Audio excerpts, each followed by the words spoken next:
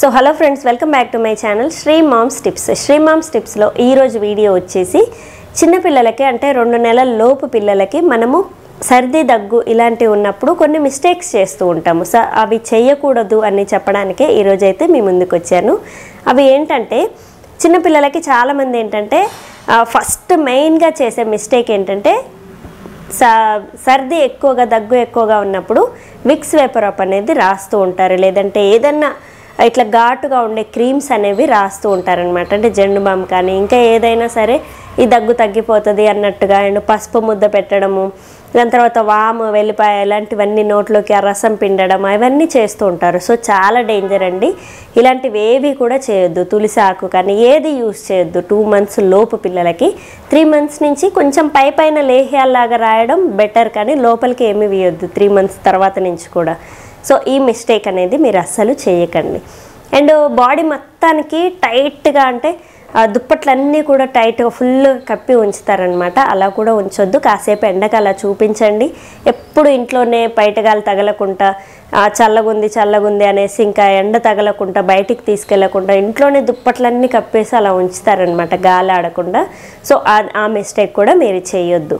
అప్పుడప్పుడు బయటికి తీసుకెళ్తూ ఉండాలి, అలా ఎండకి చూపిస్తూ ఉండాలి. డి విటమిన్ వస్తుంది, దీనివల్ల కూడా సర్ది తొందరగా తక్కువైతూ ఉంటుంది. సో ఖచ్చితంగా ఇంట్లోనే ఉంచడానికి ట్రై చేయకండి, అప్పుడప్పుడు బయటికి కూడా తీయండి బేబీని.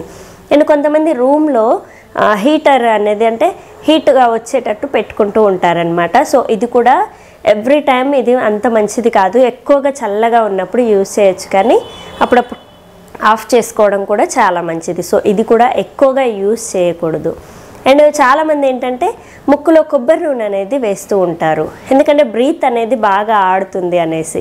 సో ఇది మా పెద్ద పాప అప్పుడు నేను చేశానన్నమాట ఈ మిస్టేక్ అనేది. దానివల్ల ఇంకొంచెం ఎక్కువ అయింది. అండ్ ఇలాంటివి ఏవి కూడా ఏ హోల్లో కానీ బయట నుంచి వేరే మామూలుగా డ్రాప్స్ అనేవి వేయకూడదు మనం ఓన్గా. సో డాక్టర్స్ ఇస్తే వేయొచ్చు, కానీ అస్సలు ఇలాంటి కొబ్బరి నూనె ఇలాంటి ఇంట్లో హోమ్ మేడ్వి ఏవి కూడా పిల్లలకి యూస్ చేయకూడదు.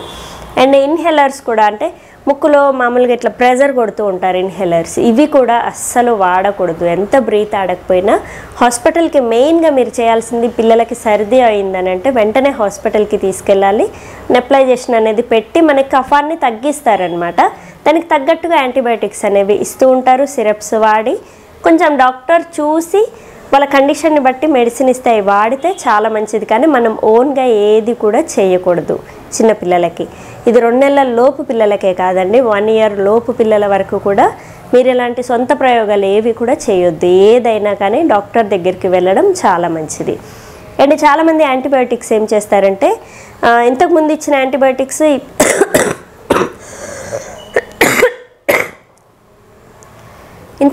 యాంటీబయాటిక్స్ని సేమ్ సర్దే కదా అని మళ్ళీ అవే యాంటీబయాటిక్స్ తెచ్చి వేస్తూ ఉంటారు. సో ఇది చాలా డేంజర్ అనమాట, ప్రాణం మీదకి వస్తుంది పిల్లలకి. సో ఖచ్చితంగా యాంటీబయాటిక్స్ అనేవి రిపీటెడ్గా మీరు ఓన్గా తెచ్చుకొని వాడకూడదు, ఏ సిరప్ అయినా సరే వాడకూడదు. సో ఇంకా మీరు ఇంట్లో ఆనియన్ది కొన్ని నేను వీడియోస్ చేశాను చిన్నపిల్లలకి యూస్ చేయాల్సినవి అనేసి. అవి 2 మంత్స్ లోపు పిల్లలకి అస్సలు వాడకూడదు. 3 మంత్స్ తర్వాత లేదంటే 6 మంత్స్ తర్వాత పిల్లలకి మీరు యూస్ చేయొచ్చు, కానీ సర్ది కాలంలో ఈ పిల్లలకి చాలా జాగ్రత్తలు తీసుకోవాలి. అందులో కొన్ని ఒక 6-7 జాగ్రత్తలు అయితే నేను ఒక 6-7 జాగ్రత్తలు అయితే నేను చెప్పాను. సో ఖచ్చితంగా ఇవన్నీ మీరు చేయకూడని మిస్టేక్స్ అనమాట. ఆల్రెడీ ఈ సీజన్లో పిల్లలకి ఎలాంటి జాగ్రత్తలు తీసుకోవాలనే దాని గురించి షేర్ చేశాను.